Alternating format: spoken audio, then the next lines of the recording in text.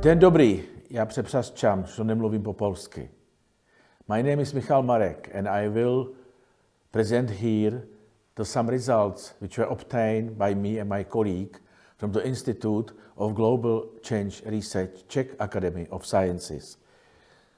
The objective of today's lecture is the impact of climate changes on forest productivity. Which arguments are supporting the importance of the landscape biosphere carbon balance?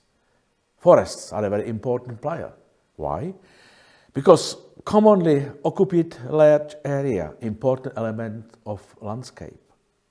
Forests are composed from the system of long-living organisms, trees.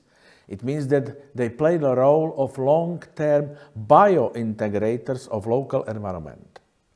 Leaf area of forest is really large. It means there are the good condition for massive biological pumping of carbon dioxide.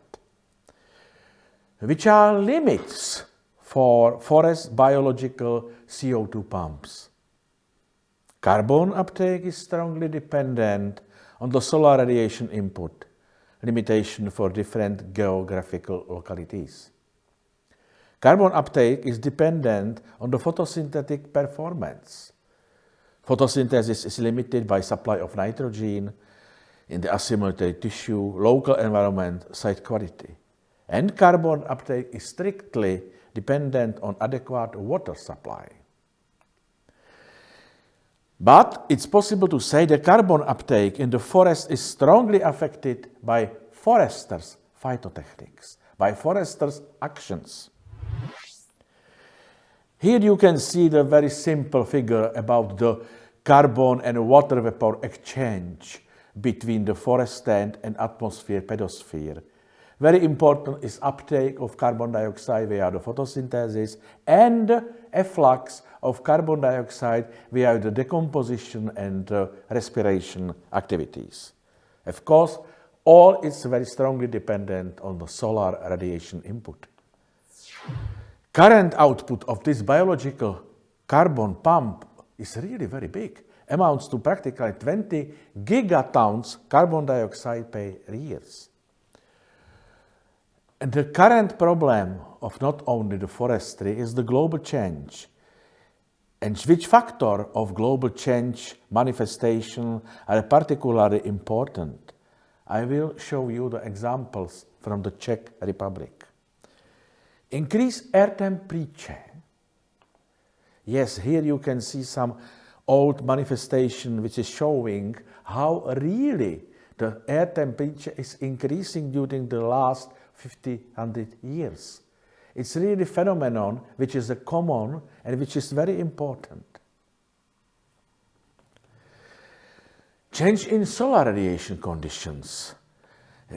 As again, the examples which are obtained by us on our experimental site.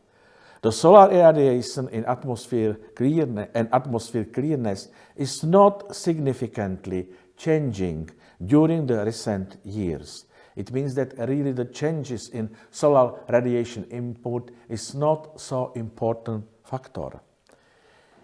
And what about the never-ending discussion of the effect of naturally changes of planet Earth, solar activities, and effect of man's. Here you can see the two pictures. It's evident that temperature and solar activity is not so good coincidence. It means that really we have the differences between the solar activity and the air temperature. Changes in historical trend of air temperature and precipitation. It's the very big problem because we have a lot of evidences about the changes of air temperature during the last years, the last centuries. Here you can see the situation in the Czech Republic where it's really evident the temperature is increasing and what is very dangerous, but total input of precipitation is not changing. It means that really we still have the big differences between the air temperature and amount of the water in the landscape. Here you can see the current situation. It means that we have some evidences about the stagnant precipitation, and what is very important, that the changes of precipitation amount are really significant. It means that the distribution of the precipitation during the vegetation season is changing. Here you can see that we have the really significant decrease in the spring and a little bit increase, moderate increase in the autumn. Of course, from the point of view of the agriculture, from the point of view of the forest establishment, of the new forest stand establishment, the situation is not very good. Consequences of anthropogenic effect greenhouse gases emissions, here we know it very well. It means that really the increase of global fossil fuel emission is evident, and still we have no any signals about the changes of this negative trend. What about the carbon uptake and storage in the forests? Here you can see the map of the Czech Republic territory, and the forests cover about 32%. It means that really the forests are playing a very important role in the Czech landscape. Here you can see what the situation of the carbon absorption by different types of the forest during the sequences of the years. Mountain spruce stands, mountain beech stand, highland spruce stand, mountain grassland, and agroecosystem. It means that still, on the basis of edicovariance technique, we are measuring the absorption or storage of the carbon in the forest stand, in the ecosystems. And forests are still very, very important player of this exchange. When we are thinking, when we are observing the partitioning of carbon in different stages of carbon storage in the tree, you can see that we have this example here of the mountain spruce forest. Average annual net ecosystem exchange is 5 to 6 megagrams of carbon per year per hectare. Allocation of carbon in the stream is 1 or 2 megagrams carbon year per hectare. And the average participation of carbon allocation into stem as a part of whole annual net ecosystem exchange amounts of 34%. Current Czech forest limits are strongly related to global change manifestation. Two very important factors are now very big problem of the current Czech forestry. The first one is the drought, and as a consequences, bark beetle attack. What about the drought impact? Strongly affected by the forest and localization. It means there are the different effects of drought in mountains and highland forests. Here you can see the example of very critical year 2015, where really the drought of the Czech Republic was achieved the absolutely critical level. It was a really extreme drought year. And what about the response of forest? We are comparing two localities in the highlands and in mountains. Here you can see that really in highlands, the effect of the drought was evident. In the mountains, the effect of the drought was not so significant, not so drastic. When we are comparing the net ecosystem exchange, ecosystem respiration, the gross primary productivity, we can see that really the mountain spruce up to 1,000 meters above sea level really surviving the drought in a better mode comparing to highland spruce. Here you can see the total calculation. It means that this effect of drought was not so drastic in the mountains forest. It's 7 tons of carbon per hectare comparing to 4-5 tons of carbon in highland forests. when we are making some comparison, some table about the drought responses in spruce which are located at different altitude, you can see that really the mountain spruce are not so drastically affected. As the red numbers are showing the percentage of the changes comparing to classical normal years. You can see that really the highland spruce forest decrease the carbon storage about 10–20%. Very useful and very promising tool for the observation of forest trees' responses to the environment are the application of automatic dendrometer. We really established a very nice network of these automatic dendrometers which are measuring the increase or the changes in the radius of the stem. Here you can see the set of the years where we have the gross primary production, net ecosystem exchange, and stand increment. And here you can see that for this critical, extremely dry year 2015, the stem increment was extremely low as a response to the deficiency of water in the soil. Spruce stem radial increment response to water deficit is again related to altitude. Here you can see the year 2013 as the classical normal. Different colors of the lines are indicated forest stands at a different altitude, and you can see that in the strong drought year 2015, the decrease, this is the blue line, of the increment was really extremely high in the highlands forest spruce stand.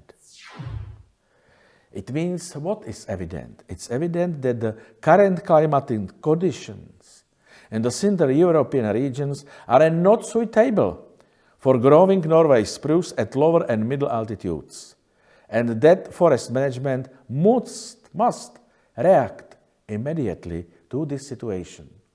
Not suitable conditions at this lower altitude. Norway spruce really is not able to survive this attack of global changes at these localities. That we are really in the area of very important and very deep drought effect is showing on this long-term tree ring analysis of the spruce. Here you can see that really we are not only measuring the tree rings, but we are measuring a composition of carbon and oxygen isotopes. And you can see that we started with these curves in the Celtic area, Celtic epoch, and here you can see at the end, it means its current situation, and it's really possible to say that agriculture growth overcomes in the years 2015, 2018, all drought periods during the last 2 millennia. It means that really we are in the epoch of extremely big impact of the drought. What about the bark beetle impact? The bark beetle impact is really strongly connected to the drought condition, and it's strongly connected to the localization of the spruce stands. It means that really it's true that the highland spruce stand in the Czech Republic are extremely sensitive to the effect of bark beetle attack. Here you can see the main area where the bark beetle attack was recorded during the last years, and I will show you the situation which is, I will show you the concrete spruce stand situation. It's 2017 started slowly the attack. 2019 you can see this small area which are attacked by bark beetle. Here the 2020 extremely big area. And now you can see how really quickly this destruction of the spruce stands as a response of bark beetle was recorded.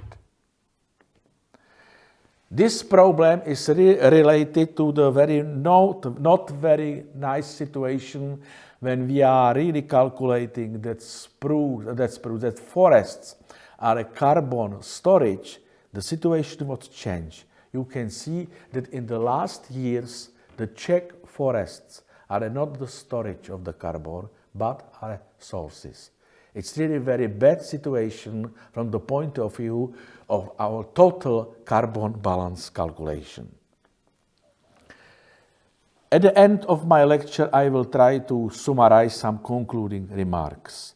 Future progress of forestry responses to the impact of global climate change in the Czech Republic, according to the results of current climate models scenarios which describe the development of climate in the Czech Republic, is possible to express following final statements.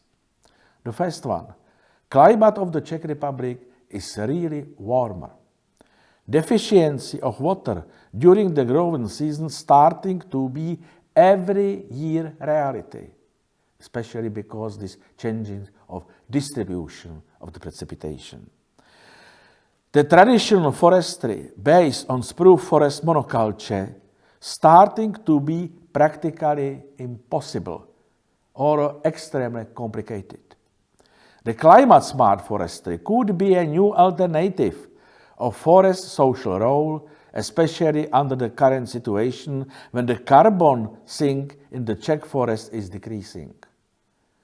Thus, intensive forest-smart phytotechnique, especially intensive and creative thinning, reintroduction of copy systems and selective silviculture are new challenges for forestry under the impact of global change. Thank you very much for your attention.